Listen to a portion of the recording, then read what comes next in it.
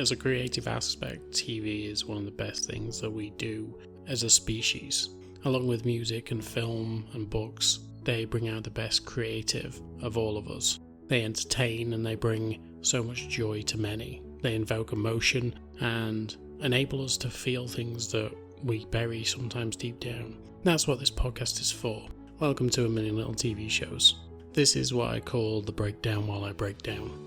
Each week I will go through a different TV show, a different season of that TV show, and different episodes of that show.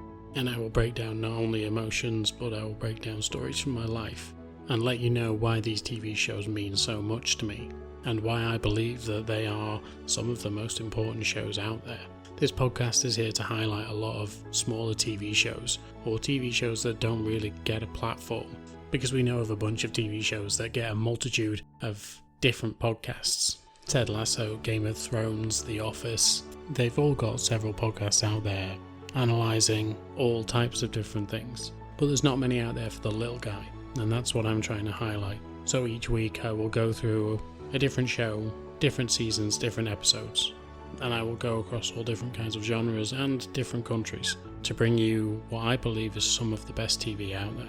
So I'm glad you're here with me. I'm glad you're here for this journey.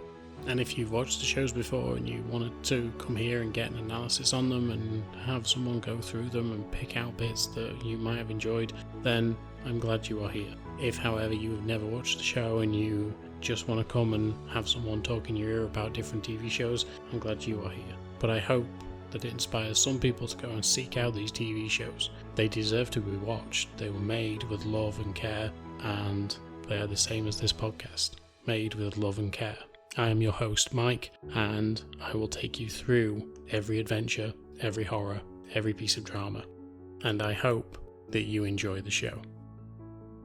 Hello there, and welcome back to this A Million Little TV Shows podcast.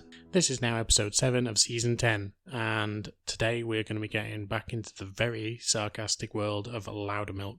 Now, when I first saw this show, I thought it was phenomenal. I really laughed so hard at it, and it's good in this weird world that we're currently living in to have things to laugh at.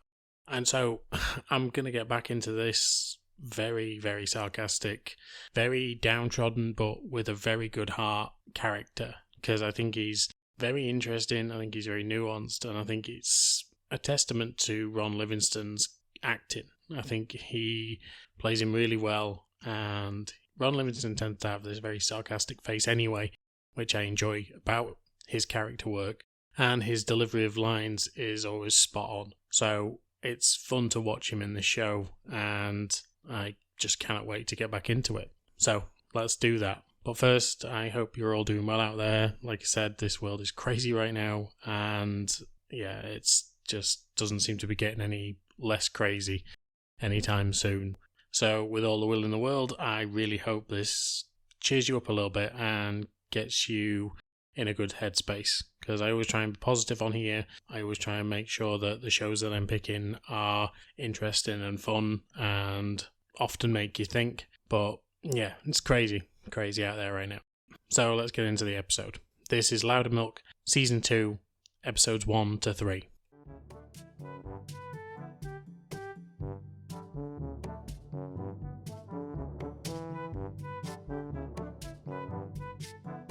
Episode 1. Everybody's got something to hide except for me and my monkey. And so let's just have a little bit of a catch up on who Loudermilk is. So Sam Loudermilk is a recovering alcoholic and also a writer. He's also been involved in the music scene previously. However, obviously when he was fully into his alcohol phase, this wasn't a good thing for him. And once he actually recovered, he decided that he wanted to help others. Now, Loudermilk is very, very sarcastic and seems very nonchalant about the way that he runs his groups. It doesn't seem like he actually cares about anyone, but actually he does. He cares very much about them. But the way that he approaches group and the way that he approaches the people that he has in his group, it seems like he doesn't. He's also got a lot of things that he is trying to get over. So we know from the last season that he got into an accident, and throughout the season we're led to believe that his wife died during this accident while he was drinking. It turns out, however, that she didn't die, she lost her leg. She wanted to continue that life. She wanted to continue drinking and just enjoying her life. But obviously Loudermilk felt guilty and wanted to change. But that wasn't her. And that is why they actually broke up, and not the fact that everyone thought that she was dead. His former roommate and best friend Ben was someone who was actually contacted by Sam's ex-wife. And they struck up a relationship. And in the last few episodes of last season, we found out that Ben was actually sleeping with her and that it had been going on a while. Loudermilk runs a support group, like I've said, and is trying to help people out. One of the people that came into the group was a young girl named Claire, who has a very similar outlook on life to the way Loudermilk is. He's, like I say, he's very sarcastic, and with Claire, she seems to be able to be the foil to the way that he is. She sees right through him, and she manages to help him out in certain situations, including his dating life. Since his wife, he's never actually dated anyone, and when a woman named Alison comes and moves next door, Loudermilk decides that she is someone of interest for him. However, he never really makes a move until the end of the season. Once he does, he ends up finding out that A, she has a boyfriend, but her boyfriend is a bit of a dick. And so he continues to pursue her until she realizes that maybe she is in the wrong relationship. And so we pick up from both Loudermilk and Alison kissing, Ben moving out, and Claire finally seeing that recovery is a good thing for her. We cut to a month later, and Loudermilk is now running the group because the group got kicked out of the town hall that they were using, or the hall that is attached to the church that they were using. They've been kicked out by the priest, Mike, because, well, Loudermilk wasn't running the actual meetings properly, the way that it had been discussed. But everyone from the meetings, or at least a few of the people from the meetings, decided that they wanted to go with Loudermilk instead of actually staying on with the new group leader. And so we find Loudermilk in an office, in like a back office, in a record store, and the group is there with him. It seems like for the last few sessions, only 2 of those members have been turning up. And when we see that there's more of them this time, Loudermilk asks for who wants to talk first, and Claire puts her hand up. He basically says, we've heard enough from you and everything that you've been going through, and he seems a little bit sick of the whole affair. Once again, he's back to that sarcastic arsehole. We see at the very start of this episode when he's actually in a coffee shop, he's talking to the woman behind the counter, and the woman behind the counter is doing what feels like a sort of California girl like drawl. And Loudermilk's like, look, you don't talk like that. Nobody talks like that. Why are you acting like that? Because he starts mimicking her and she calls him out on it. So he says, I'm just doing what you're doing. And he's just like, stop talking like that. And she's going, but that's the way I talk. And he's just like, well, it's clearly not. Everyone puts that kind of Valley Girl accent on when they want to prove that they don't give a shit, when actually they do give a shit. So just be normal. Be your normal self. Eventually, another woman pipes up behind him, and it's the same kind of voice. And he just kind of throws his hands up in the air, and he's like, fuck this. Like, this is stupid. And walks out. As he does, the girl behind the counter yells, you are such a dick, in her normal accent. And he's like, see? I knew it. Like, why are you doing that? Why are you acting the way that you are when you're not that person? And that's kind of what he does. He just calls people out on their bullshit, even though he does it in such a badly aggressive way that it's surprising he doesn't get punched more. Or in this case, thrown coffee on. However, after group, he goes back to his flat with Claire, and Claire starts talking to him about Alison. It seems that he hasn't actually seen her for a month. Ever since they hooked up, they haven't actually talked. And Claire's like, you tell everyone all the time to go and deal with their demons. You need to speak to her. You need to go and talk with Alison and get everything off your chest and just get it out in the open. Like, you slept with her, you like her, why are you avoiding any of this? And so Claire goes off, she knocks on next door, but it turns out that the neighbour isn't actually Alison anymore. It's a new person who's moved in. And so now Loudermilk, as a bee in his bonnet, is now thinking, I need to go and talk to Alison. Why didn't she tell me that she was moving? But he also hadn't reached out to her, so why should she have to reach out to him? It's a two-way street in the end. And so he heads off to her work. And obviously that is not a good idea, turning up at someone's work without any real reason or, speaking to them beforehand and saying, look, I need to see you, can I turn up at your work? He takes her to one side and she says, look, me and the Doctor are now seeing each other again, and I'm happy with where I am. It wasn't the best relationship, but then at least she didn't have to wait a month until he reached out again. So at least he has one advantage on Loudermilk in that case. And it's stupid of Loudermilk to wait such a long time after being with someone that he admired for so long. He should have maybe given it a day or two to maybe cool off, but why would you? If you've got the feeling that it feels good to be with that person, and it quite clearly did with Loudermilk, then why wouldn't you try to pursue it? But that's Loudermilk in a nutshell, really. He tries to do things the awkward way instead of doing it straightforward. Because of everything that's been going on in his life, though, Claire starts to antagonise Loudermilk and essentially says that he should start writing again because he hasn't done anything like that for a long time now, and, well, he's good at it, but he really needs to get back into practice. Claire has also been reading a lot of guides on how to deal with sobriety and just seems to be learning a lot about herself as well as her addiction and why she does the things that she does, or why people do the things that they do when they are addicted to whatever substance it is. And so when Loudermilk actually takes Claire's advice and starts getting back into writing and tells Claire that that's what he's doing, it also seems to backfire on Claire a little bit because he tells her that he can't make group that night and he asks her to run it. And we can kind of see where this is going. This is going to be Claire's maturity angle. She's going to end up probably doing a bit more of this and probably ending up being the leader of the group by the end of the season anyway. And if not, that would have been a perfect way to actually give her some more responsibility in the show. But the thing about Sam writing again means that he's going to have an outlet for everything that happened to him. He hasn't really written in so long, but having that place to get everything out and talk about his trauma is going to be a very interesting read by the end of it, because he never seemed to be like this. He seemed to be someone who was fun-loving and fancy-free, and then all of a sudden after the accident he turned into someone who was miserable and wanted the world to be that way. But the one thing that he's always had is that group, and ever since it split and he was kicked out of the church, it's never really felt the same. But when Loudermilk hears that the other leader is going to be leaving, he decides to go and speak to Father Michael and says, look, we're sorry about what happened before and it won't happen again. Just give us a chance. Let us back in the room, let us have our meetings, and we won't let you down. Father Michael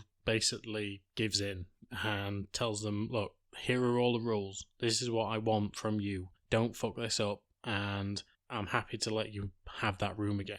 And straight away, you can see it's gone straight over Loudermilk's head. As soon as he accepts the keys, he's like, yeah, whatever. And you know that the group is going to go back to the chaos that it was before, but also it seemed to be working with them. So whatever chaos is in there really does seem to help. And it's very interesting to watch these, I think maybe 12 characters develop as the season goes on.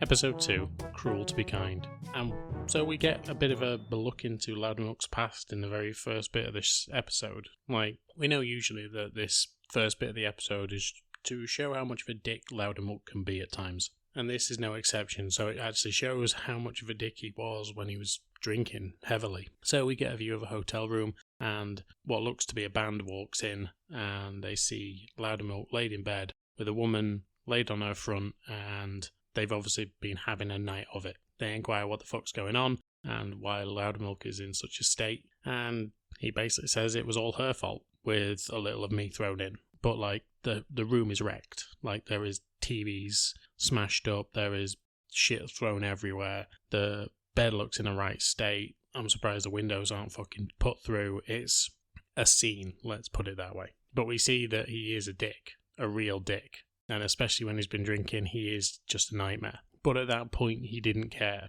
We then get the contrast of how he is now, and even though he pretends not to care, he actually does. So while he's in his own flat, Claire walks in and he basically tells her, look, you need to start sorting your shit out because, well, let's put it this way. At this particular point in time, Loudermilk cannot find a clean cup in the house, and so is therefore drinking out of the coffee jug that he just boiled his coffee in. And not only that, I think what makes that scene a little bit better is the fact that he closes the lid on the coffee pot.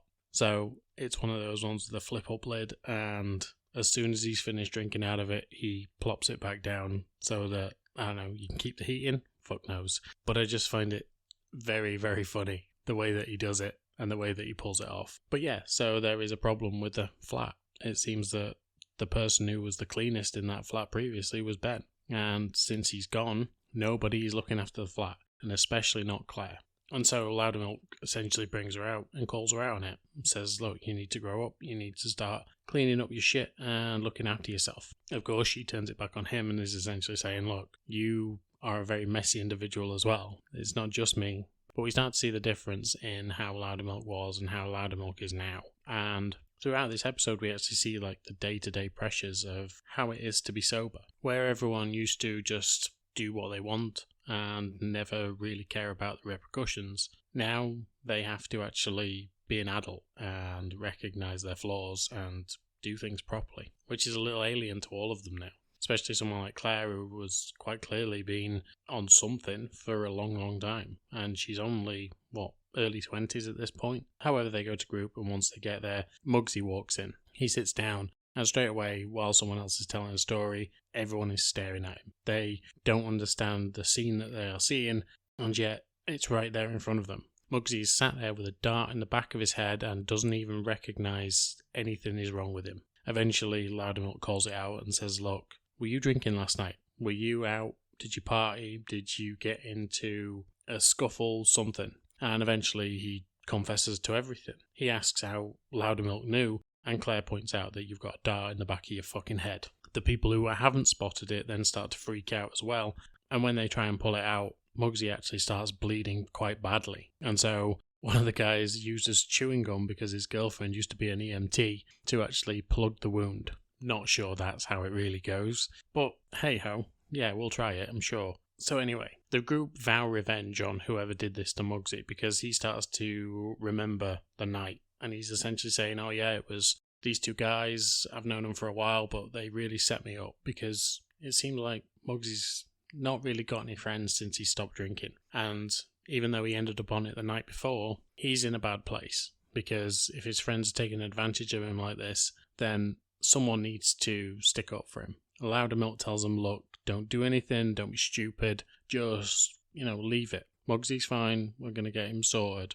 just leave what happened alone. However, as the rest of the group are leaving, they talk to each other about what happened. They convince Muggsy that these people aren't your friend and that we need to sort them out. Eventually, Muggsy gets so hyped up that he agrees to go with them, and they are going to head to the bar later on that night, including the new guy. The new guy, however, is very nervous and worried about what's going to happen. And so he rings Loudermilk and tells him, look, these guys are going to head out and try and beat these people up. Loudermilk, however, is pissed because Claire actually outed him at the meeting. She told the group that in New Orleans, when they went down there, Loudermilk had a drink. Okay, he spat it up moments later, but he did have a drink while he was there, and this is obviously going to cause a bone of contention with the group because their leader is someone who they look up to and has now been drinking. And so since they see that Loudermilk is off the wagon, they're a bit like, well, if he can do it, we can do it, so we're going to just go and do the thing that we want to do. And so they head over to this bar. Apart from one of the group, a kid named Cisco. Cisco, after group ended, came over to Loudermilk and asked if it was a good idea to actually ask a girl out. Because he's trying to get sober, obviously, and, sometimes it's frowned upon that you are dating while you are working on yourself in that particular area. Loudermilk says, look, go for it, do what you need to do, but who is it? And he says, oh, it's someone from group. Loudermilk inquires which group, and then he says, well, this one. The only problem with that is there's only one girl in the group, and of course, it is Claire. Loudermilk feels more like a father figure towards Claire, or at least a big brother, and is cautious of her. Knows that she has been in trouble in the past, obviously with boyfriends, and doesn't really think a good idea that two addicts are going to get together. And so he tells Cisco, no, don't do it, even though moments earlier he was saying he should. And so later that night, Claire also throws that back at him as well and says, why are you trying to get involved in my life? He says, look, exactly what I've just said, that two addicts shouldn't really be getting together, especially when it's this early in their recovery, and that dating may set them both back, especially with Claire in her past. And yeah, it's just not going to be the easiest time for either of them. However, Claire gets on her high horse and says, look, you can't tell me what to do and you can't tell me who to date. But also, because of the whole roommate situation, Loudermilk has actually ended up flea bombing her room because it's so filthy in there. So she can't even go back to her room if she wanted to, which she does. She wants to get out of Loudermilk's hair and be away from him. So she would have usually gone back to her room, but now she decides to go out. And of course, the place that she's going to go is she's going to go meet Cisco. Her and Cisco go out on a date, and when he's talking to her, he is very naive and very awkward in the way that he speaks to her. The first question he actually asks her is, when did you lose your virginity? Which, on a first date, is the most bizarre question to ask, and shouldn't be asked ever. If they are willing to volunteer that information, then fair enough, but not, in the context of a first date. So Claire realises that as nice guy as he is, it wouldn't work between them even if they wanted to get together. It's just not going to work. He's too young for her and he's a bit naive in the way that he is. But also she realises that being around an addict isn't going to help either, because obviously as they're sat at the table there's alcohol going here, there and everywhere past their noses, and they both admit to wanting to drink. So being in that company potentially could be a bad influence. And so she heads back home. Loudermilk, however, is being called by the new guy, and he heads out to this bar. He finds the guys. He tells them not to do this, but Muggsy is adamant that he wants to actually beat someone up. He heads over to the bartender. The bartender tells him, hey, look, you're back. They tell him exactly what happened the night before, and that actually he went to throw a dart. It rebounded off the board. It then rebounded off a wall, off the jukebox, and into the back of his head. Everyone tried to get him to go home, or to get him to go to a hospital at least, and, get this dart sorted, but he didn't want to. He ended up taking pictures with everyone, and when the dart actually fell out, he asked everyone to put it back in, and that's the thing that he remembers, him being held down and the dart being driven back into his head. And so his perception of the night was totally skewed. Eventually he realises it was totally a misunderstanding, and the group disperse. They head back to wherever they came from. Loudermilk goes back to the flat as well, and he and Claire reconcile. They talk about what happened and that they were stupid and that they need to start living together properly. Just then there's a knock at the door, and Loudermilk thinks that it's possibly going to be Cisco coming back to try and get into Claire's pants, but as he opens the door, we see Ben standing there.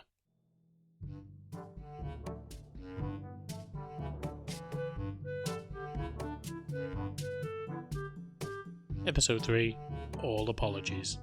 And so we get to see the first meeting between Ben and Loudermilk. It was on the night that Loudermilk actually had the accident and Memphis got injured and she lost her leg. He, at that point, is sat on a gurney, handcuffed to it, and is trying to get the doctor's attention, or anyone's attention, to find out what's happening to his wife. Ben, at that point, is there, and he keeps trying to talk to Loudermilk. He can see that he's obviously had troubles before in the past, and he can also smell the alcohol on him and knows the situation. He tells him he runs a support group, and that if he ever needs him, that he should call him. He gives him a card, and that is how the friendship starts between the two of them. We then go back to Loudermilk's front door. He essentially tells Ben to fuck off because he married Loudermilk's wife. And every time Ben keeps saying, nope, she was your ex. You'd been ex for a while. Like, I barely knew her when you were together. It was only afterwards I found her and we got together. Loudermilk's just pissed off with him though, and every time he tries to apologise, Loudermilk just closes the door on him. Eventually he finds out that Claire was involved in this as well, and apparently Ben had contacted Claire and told her the whole story. He and Memphis are now split up, and it happened the same way virtually that Loudermilk and Memphis split up. She wanted to continue the party lifestyle and the drinking, and eventually Ben just wanted to be sober again. He couldn't handle it, he didn't want to be in that situation anymore, and they fell out, and now they're getting divorced as well. And so Ben has moved back to Seattle. He's hoping that he can go back to his old life and potentially live with Loudermilk again, but Loudermilk isn't taking any of it. Even Claire starts sticking up for Ben, but Loudermilk, as stubborn as he is, just won't hear any of it. When they get to group, one of the group members, Tony, starts talking about his work, or at least his side hustle. Tony is basically a bookie, or an unofficial bookie, and he tells them about the game that's happening that night, and how it's going to be an absolute rout for the Celtics. In a group full of people with addictions, probably not the best thing to talk about when it comes to gambling. And so Loudermilk points out that, but by this point, everyone is trying to get a bet on with Tony, including Father Michael, even though he states that Jesus kicked out the gamblers first from the temple because he was disgusted that they were gambling in his house, or in the house of God. Eventually, Tony takes all these bets, and that night it all comes up rosy. He comes back the next day, he's got the money for the guys, and he hands it back to them all. However, by this point, like I said, they are a room full of addicts. The only one who isn't doing any of this is Loudermilk, and one other member of the group. Once the father collects his money, he tells him that he's out and that there's going to be no more gambling for him, but everyone else goes for it. They hear the information that he's got about the games that night, and they all put a bet on. But of course, if anyone has ever seen anything with gambling in it, or has ever gambled before, or has ever had inside information, it obviously doesn't come through. And that night they end up losing double what they would have put on in the first place. That night in group, they're all sat around waiting for Tony to turn up, and he actually calls Loudermilk. They put him on speaker, and he tells them that he is in big trouble. The money that they put on last night is actually owed to a local gangster, and he wants his money as soon as possible. They think it's around about $1,200, and they're hoping that they can just pay it off as soon as they get it. And so, as worried as they are, they're kind of relaxed about it. Throughout the episode, every time Loudermilk is away from the group, it seems that Ben is always somewhere close by. He and Claire end up going for dinner, and Ben turns up for that dinner. Throughout the whole thing, he's trying to talk to Loudermilk, and eventually Loudermilk hears him out. He tells him, "Look, it's okay, I forgive you, water under the bridge." And Ben believes that he can come back and live with them again. But Loudermilk says, "Fuck no, I forgive you, but I don't have to like you." And so the next time we see Ben, he's actually with Tony. Tony is now living out of a garage and is trying to hide from this mob boss. This mob boss is basically on the warpath for him, and the group don't actually know what kind of shit he's got them into. Eventually, Loudermilk heads back to the group, and this mob boss is actually sat with them. He tells them how much he owes, and that it's 72 grand. And of course, straight away, they all start to panic. They don't know what to do, and they all try and find a way to actually get this money together, including the new guy who's actually ringing around blood clinics and sperm banks to try and find out how much he could get for the fluids within him. And that is a fucking gross sentence to say, but hey ho. They know that in 24 hours this mob boss is coming back, but that night on the news it turns out that the mob boss has been killed. Of course, everyone in the group is now under suspicion, and so Loudermilk starts talking to each one of them, and of course they start accusing each other. It's only when they all start yelling at each other that one of the guys who stayed silent throughout but also never actually put a bet on pipes up. And it's only Loudermilk who really hears it at first. And he says, "I did it." Eventually the group stop talking and he explains why he did it. He tells them that this man reminded him of his father. He was a bully and he needed to be taken down a peg. And that group means so much to him that he didn't like the way that this guy was threatening them. And so he went after him and he took him out. Of course, there's a lot of nervous looks going on around the group as this guy's making his confession, and then after this guy goes, Loudermilk's like, "We've got to call the police. Like, that's the only thing we should be doing right now." The group don't agree, but Loudermilk calls them anyway. The next time when they're in group, they're all relieved that everything's over, they don't owe this money, and this guy is no longer going to be part of the group who killed this mob boss. Of course, we know what's coming. The guy walks in, and the group falls silent again. He tells them that it's very difficult to charge someone when you can't find a body. And so he just sits and tells them, "Well, it's probably because I hid it so well." And now we can only suspect and worry what's going to happen to Loudermilk or any other member of the group who starts talking, because this guy is admitted to murder, and maybe that is his addiction as well. After all, he did say his dad was a bad guy.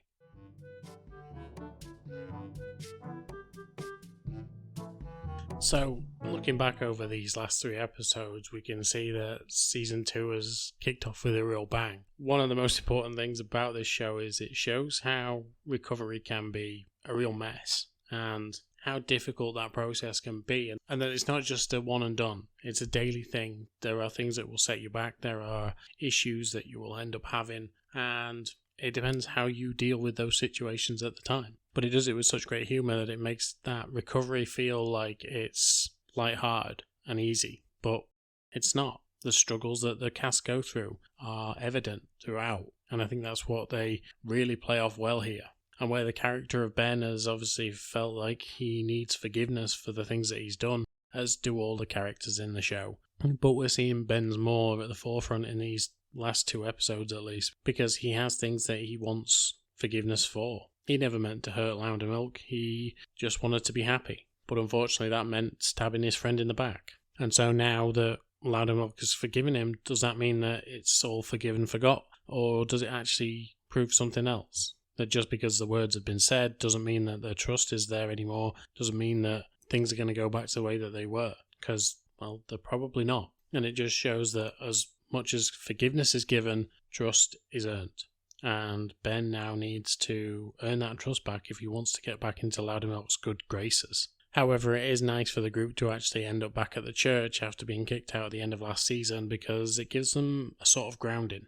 It makes the whole situation a lot easier, and it will help with the development in the long run. Obviously, in this season we've seen a few people in that space now, like the counsellor we saw from last season, who made the group basically walk out. And also we've seen the mob boss in there, and this new kid who has apparently been there for a few years, but we've never really noticed him. And it just shows that when these new people come into their space, it makes that area a less safe space. So it would make it even worse for the group when they aren't actually in that space. It's very difficult to be able to express yourself when you don't feel like you're in a place where you could actually be yourself or talk about yourself or admit your wrongdoings. And so for the group, that is going to be very important going forward, that they are in this space and that it is their sanctuary. And now we've got other external factors coming in. So the legal issues that they're probably going to be facing in the next few episodes with this guy admitting to murder. We've got the fact that Tony came in and introduced them to gambling and how much issue that has caused, and only in 1 episode. So we know that that addictive side of their personalities is never going to go away. It's going to constantly be there.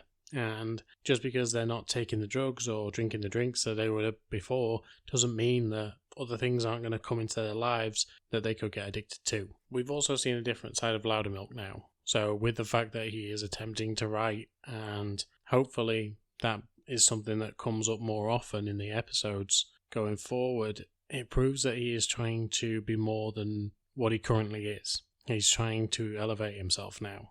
Whereas before, he's always been this grumpy shitbag, and he still continues to be a grumpy shitbag, let's get that straight.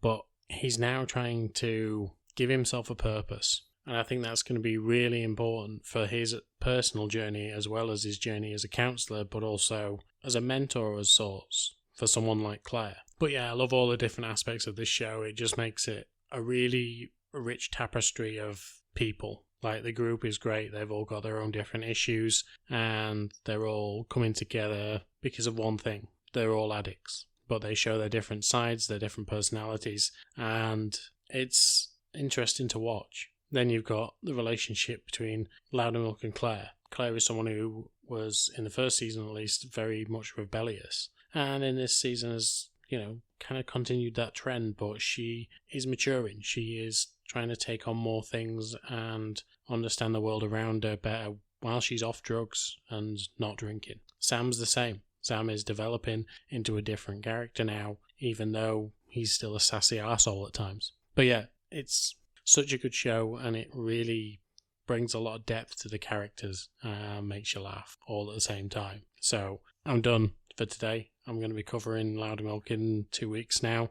Next week we're back with Friends from College, and then we're going down the Oregon Trail with Miracle Workers Season 3, which I can't wait to get into because it's been so long since I've done any Miracle Workers, and yeah, it'll be interesting to see the contrast between how I was when I covered Season 2 to how I am now covering Season 3, because I think I covered Season 2 in probably my first year doing this podcast. And now I'm nearly 2 years on and I feel like I've got a lot better.